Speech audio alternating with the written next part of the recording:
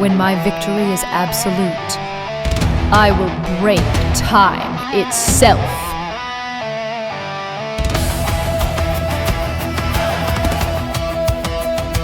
We need Thunder Zord power! Now! Go Power Rangers! Go Power Rangers! Go Power Rangers! Let's go! Save the Hollow!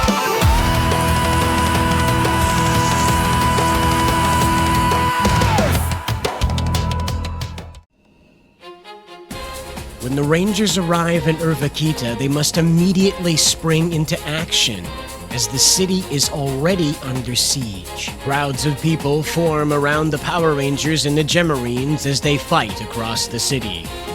The Gemarines move in kinetic formation, doubling up their attacks by transferring their kinetic energy between one another.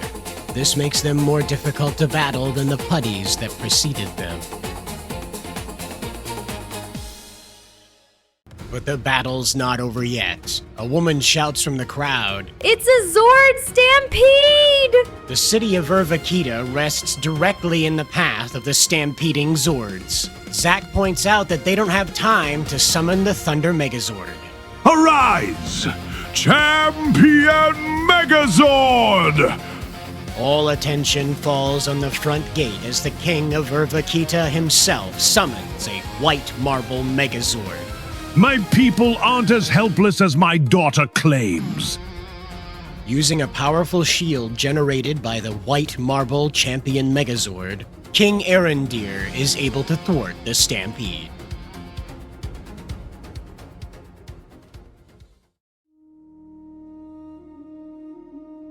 When the fight is over, Jason speaks with the King of the Hollow Earth, leader to leader. And Jason asks the question that's on the mind of all the Rangers. How did the Hollow Earth get its own Megazord? When Animus disappeared, the Biozords needed a protector. Eurvakita needed a champion, and the grid energy responded to that need. In the forges of Eurvakita, the Rangers were given new garments, battle robes of scale thread, capes woven with molten filament, armor imbued with dormant grid energy. These were not their usual transformations, but symbols, bridges between two worlds. Over a table of mineral light, King Eryndir revealed Vexala's plan to harness the Heart Core, a living reactor buried beneath the city, the same source that gives Ervakita life. If she corrupted it, she could collapse the Hollow Earth, absorb its energy, and fuse her fractured mind into something eternal. Billy and Zack searched the city's forgotten outskirts, following runes that led them to the Fury Knight citadel, a cathedral swallowed by crystal and vine. Within its depths, they discovered 6 ancient blades, each marked with the crest of a Zord. When Billy's hand brushed one, the chamber ignited in light. Savage swords, the spirits whispered. Relics of the knights who once defended this realm. In the Zordling hatchery, Trini found peace among the newborn Zords. Tiny, bright creatures who chirped in rhythmic patterns, she learned to feel rather than hear. Through them, she sensed the presence of a forgotten guardian, the Bone Armor Carnizord, a feral tiger Zord feared even by the knights of old. Guided by the hatchlings, Trini found its lair deep in the glowing tunnels. When it roared in challenge, she didn't fight. She sang, softly, the song the baby Zords had taught her. Wild spirit, hear me now. I stand with open hands, I bow. No battle call, no rage to feed. Just heart to heart, I feel your need.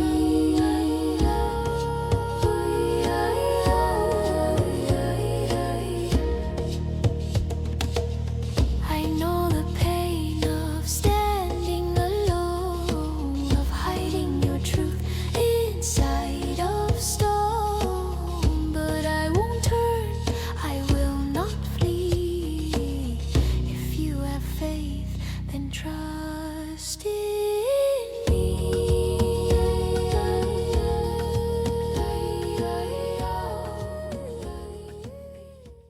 The great beast bowed.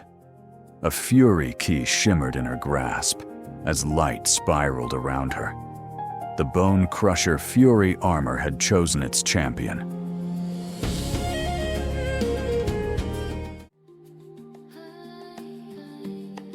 Far above, Kimberly sat at the edge of a molten waterfall, gazing at the cave ceiling. "I miss the stars," she whispered. The Firebird Zord beside her lowered its head, its eyes pulsing with sorrow. It too longed for the open skies. She touched its beak gently. "We'll fly again someday, I promise." From that bond, a Firebird Fury key formed, and flames wove ancient armor around her. The Firebird Fury armor, born not from combat, but from compassion.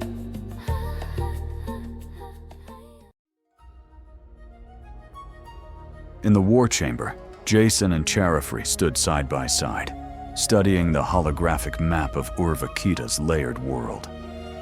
"You may be trapped here forever," she murmured. "You'll lose more than you already have." Jason's reply was quiet, resolute. Being a Power Ranger is all about beating the odds.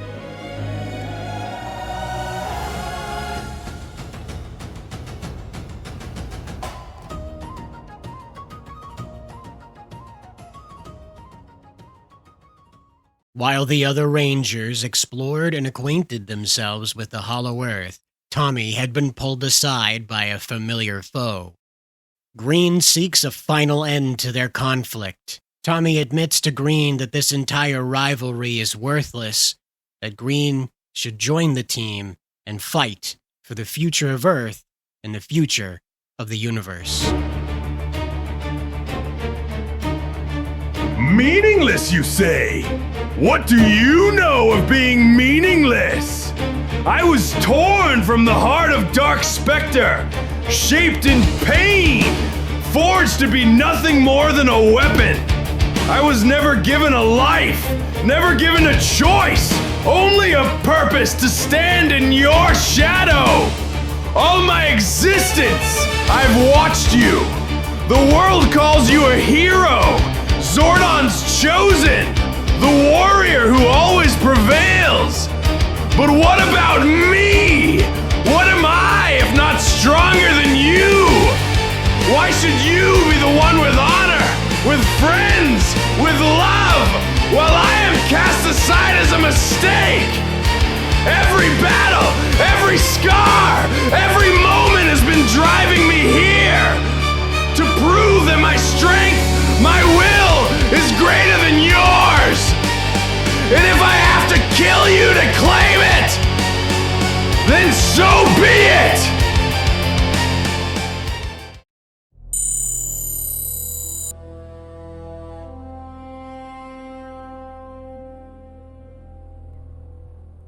Time Force built their empire on control. They called it order. They measured every second, cataloged every mutation, and chained the future to their equations. They thought that if they watched every clock, no one could ever rise beyond them. But power always leaks. In the cracks they left behind, the Chrono Cartel was born. Not rebels, not heroes, merchants of stolen time. They traded seconds, lifespans, destinies, and they found me, a child with no past, only potential. They didn't understand what I was. They thought I was a tool, a weapon. They fed me their failures. Humans, mutants, soldiers, agents. And I devoured them all. Every memory, every heartbeat, every lie. And with each one, I changed.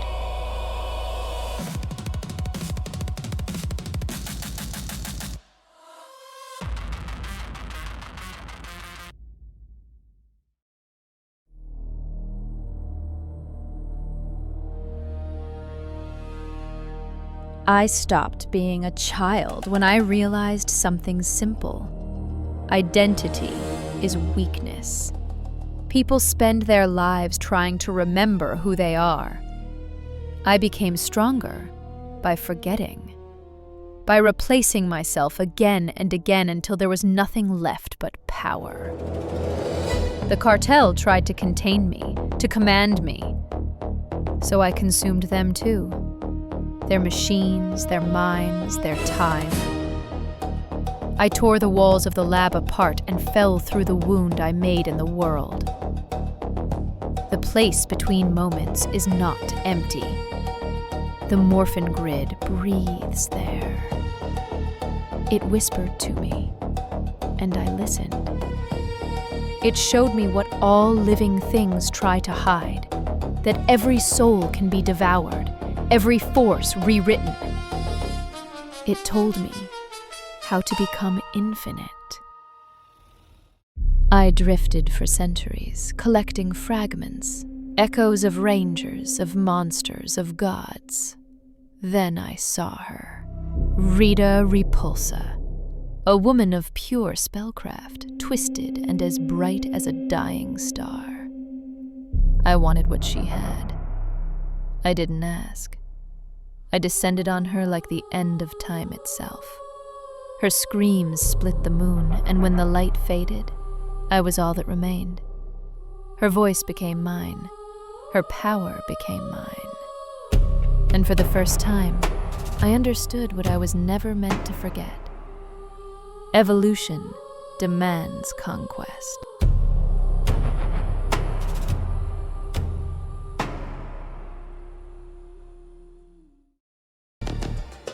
I will take the hollow earth for my own plans, consume the rangers, and the grid energy that is so abundant here. Then, when my victory is absolute, I will break time itself.